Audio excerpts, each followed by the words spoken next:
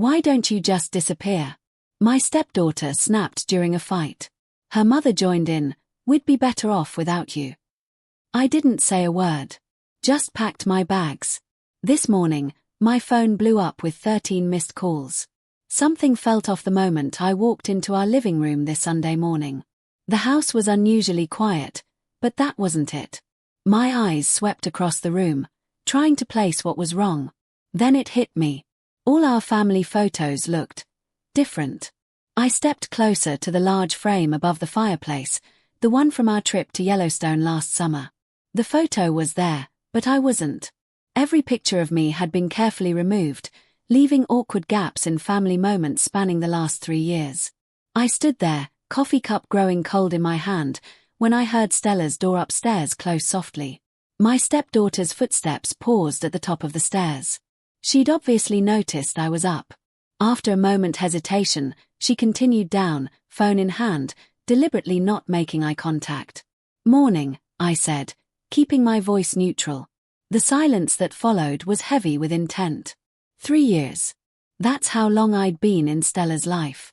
3 years of carefully building trust, of movie nights and math homework help, of trying to be there without pushing too hard. Now, at 16, she'd started pulling away. I'd been expecting typical teenage rebellion, but this felt different. It started last week when I offered to help with her chemistry project. She'd been struggling with the subject, and I thought, well, it doesn't matter what I thought. Her response was like a slap. "Stop pretending you care about my grades. You're not my real dad." I'd heard variations of that before, but something in her tone was new. Sharp. Deliberate. Delilah, my wife, was in the kitchen and must have heard, but she said nothing. That silence felt like choosing sides. The tension built over the week. Small things, dishes left in the sink with pointed looks, doors closing just a bit too hard, conversations that stopped when I entered rooms. Delilah grew distant too, deflecting when I tried to discuss what was happening. "She's just being a teenager, Thomas. Don't make it about you."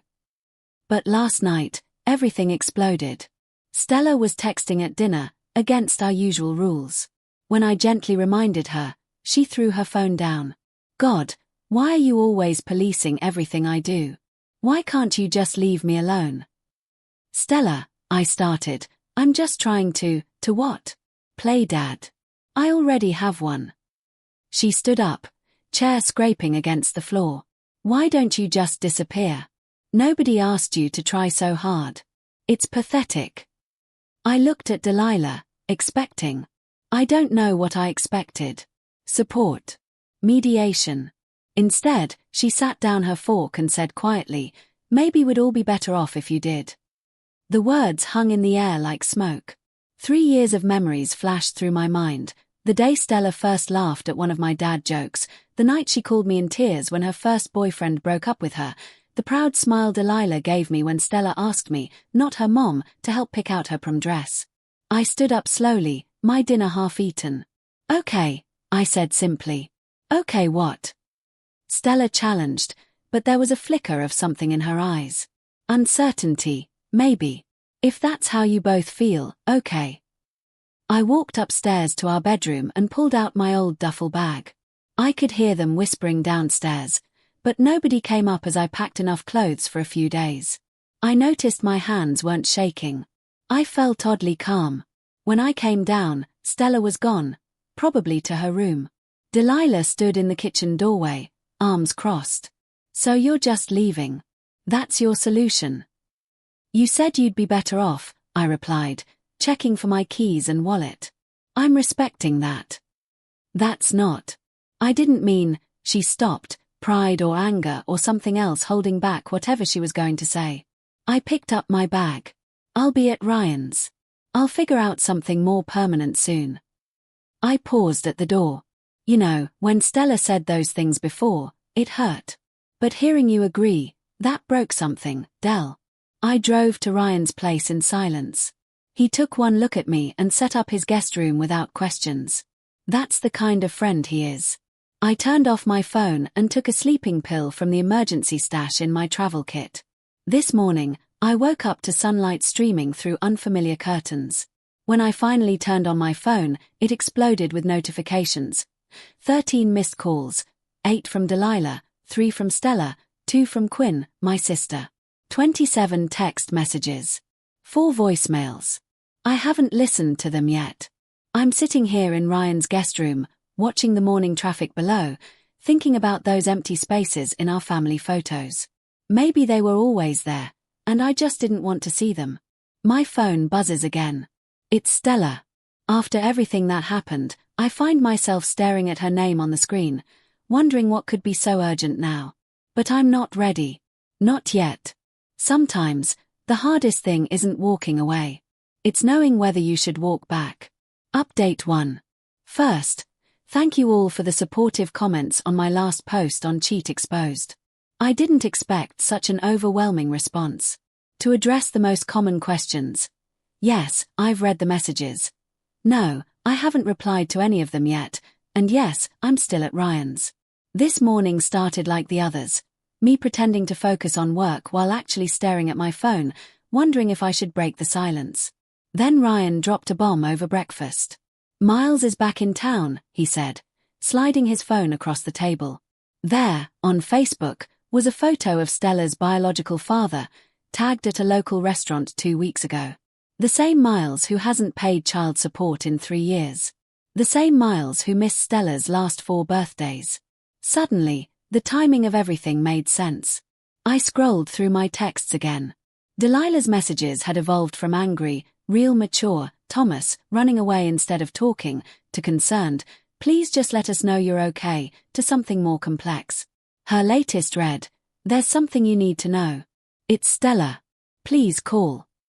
Quinn showed up around lunch, armed with coffee and that no-nonsense look she gets when she's about to meddle in my life. You look like hell, she announced, dropping into Ryan's couch. Thanks. Always good to see you too, sis. She didn't smile. I ran into Stella at the mall yesterday. That got my attention. How is she? Meeting Miles for coffee. She didn't see me. Quinn watched my reaction carefully. She looked hopeful, you know? That look she gets, like when she's trying not to get too excited about something. I knew exactly what she meant. It's the same look Stella had when she got accepted to that summer program last year, like she was afraid to believe something good was really happening. Did you know he's been messaging her for months? Quinn continued, promising to make things right this time. I scrolled through my texts again. Delilah's messages had evolved from angry, real mature, Thomas, running away instead of talking, to concerned, please just let us know you're okay, to something more complex. Her latest read, there's something you need to know. It's Stella. Please call. Quinn showed up around lunch, armed with coffee and that no-nonsense look she gets when she's about to meddle in my life. You look like hell, she announced, dropping into Ryan's couch. Thanks. Always good to see you too, sis. She didn't smile. I ran into Stella at the mall yesterday. That got my attention. How is she? Meeting Miles for coffee. She didn't see me. Quinn watched my reaction carefully. She looked hopeful, you know? That look she gets, like when she's trying not to get too excited about something. I knew exactly what she meant. It's the same look Stella had when she got accepted to that summer program last year, like she was afraid to believe something good was really happening. Did you know he's been messaging her for months? Quinn continued, promising to make things right this time. I left the school and drove straight to our house. Delilah's car was in the driveway, and through the window, I could see her pacing in the kitchen, phone to her ear. She spotted me and rushed to open the door before I could even knock. He asked her for money, she said immediately. Her college fund. He's been filling her head with promises about this tech startup, saying if she invests now, she'll make enough to pay for any college she wants. Where is she? Coffee with Miles. Again. Delilah's voice cracked. I tried telling her it's a scam, but she accused me of being jealous that he's finally stepping up. She said at least he believes in her dreams. I sat down at our kitchen counter, the same spot where everything fell apart a week ago. Why didn't you tell me he was back? I tried to handle it myself, thought if I kept them apart, she shook her head. Then you and Stella had that fight, and she said those things, and I panicked. Sided with her because I was afraid if I didn't, she'd choose him completely. Before I could respond, the front door opened. Stella walked in, freezing when she saw me. She looked different, makeup done carefully, wearing the expensive jacket Miles must have bought her. But her eyes were red. "What are you doing here?" she asked, but the usual edge was missing from her voice. "Dropping your AP classes? Really?" I kept my tone gentle. "What happened to Stanford?" "Plans change," she mumbled, not meeting my eyes. "Dad says," Miles says, I corrected quietly. Something flickered across her face. "He has connections out there. The startup is guaranteed to, like the classic car dealership was guaranteed. Or the food truck franchise." I pulled out my laptop, opening the documents I'd spent the morning gathering. I did some digging. Want to see Miles's current business registration status? Or his credit report? Or maybe the 3 pending lawsuits from his last guaranteed investment opportunity? Stella's hands trembled as she took the laptop.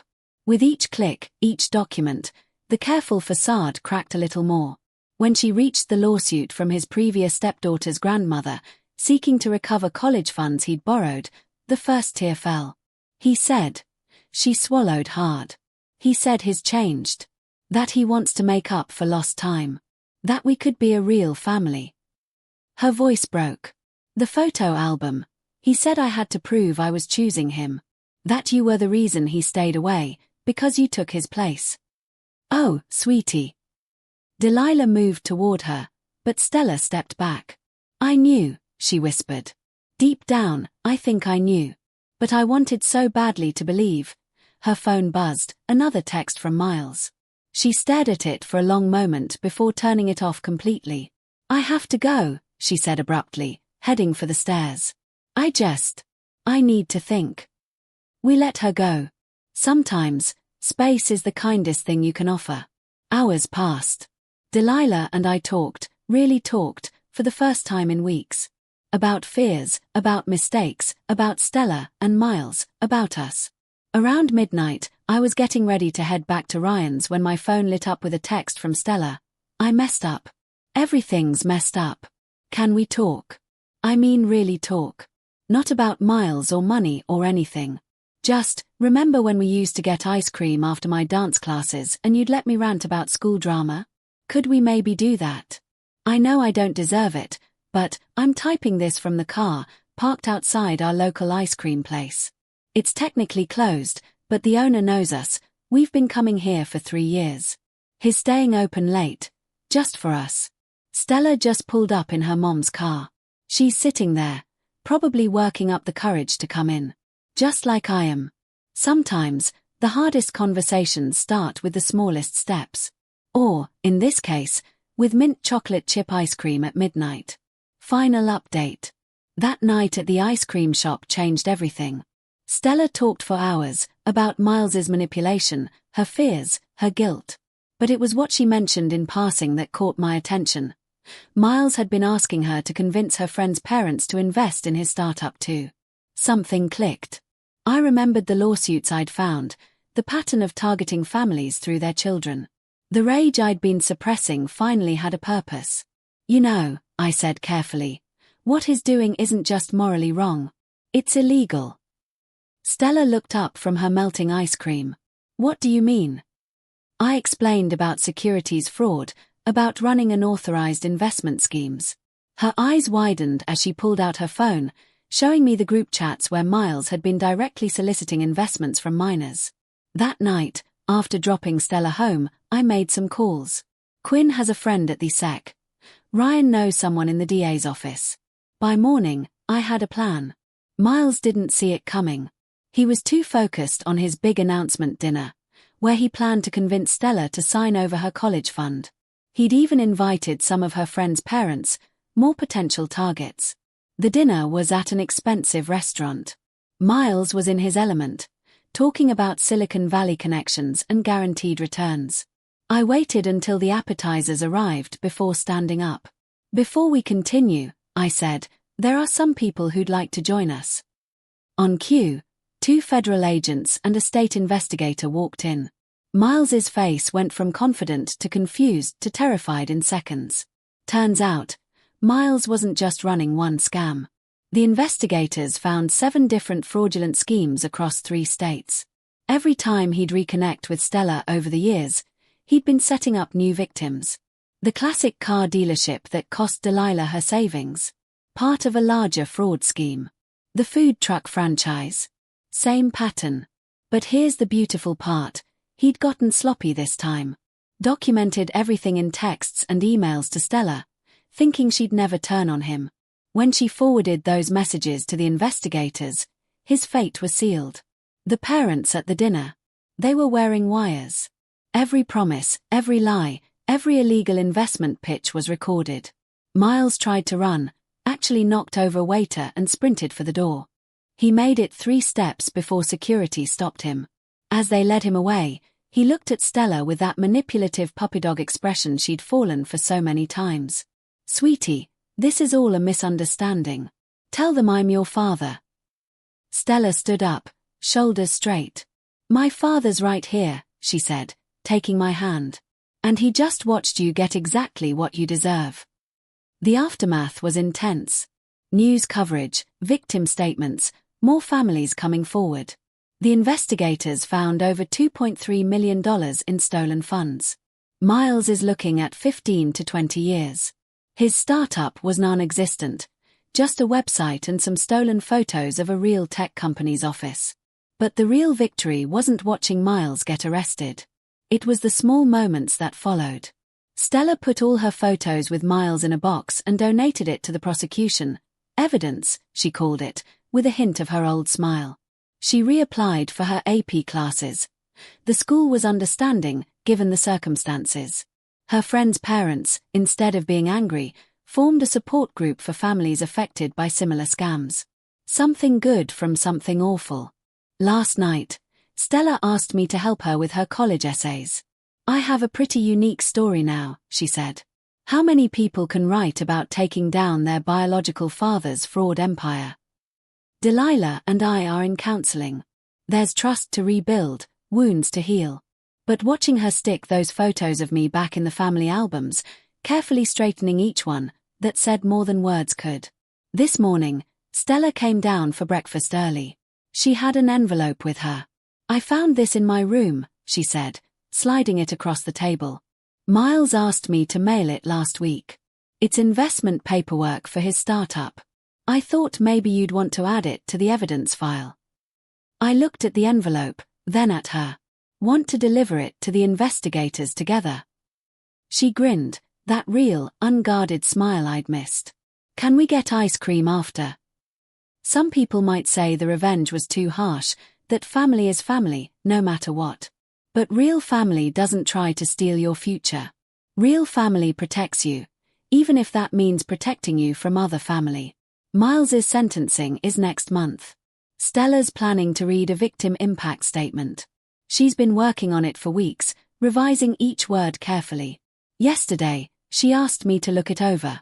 "It needs a good ending," she said. "Something that shows I'm not just his victim anymore." I think she's already found that ending. It's in the way she holds her head up now, in how she's helping other kids spot similar scams, in the college brochures back on her desk. Her real path, not the one Miles tried to sell her. Sometimes, moving forward means making sure the past can't hurt anyone else. And sometimes, the best revenge isn't just watching someone face consequences. It's thriving despite them. We're having a family dinner tonight. Just the 3 of us. Stella's making her famous pasta sauce, the one she learned from watching cooking videos with me during lockdown. Normal, boring, wonderful family stuff. The kind of stuff Miles will have plenty of time to think about from his cell. Thanks for following along on this journey with Cheat Exposed. This transcript is ready for a voiceover, maintaining the original narrative's emotional weight, pacing, and dramatic pauses. If you'd like me to tweak specific sections, adjust the tone for certain parts, e.g., more intense for the confrontation, softer for the ice cream scene, or confirm any details, like if you have a video link to cross-check, let me know. I can also assist with formatting it differently for recording or suggest pacing tips for delivery if needed. What's next?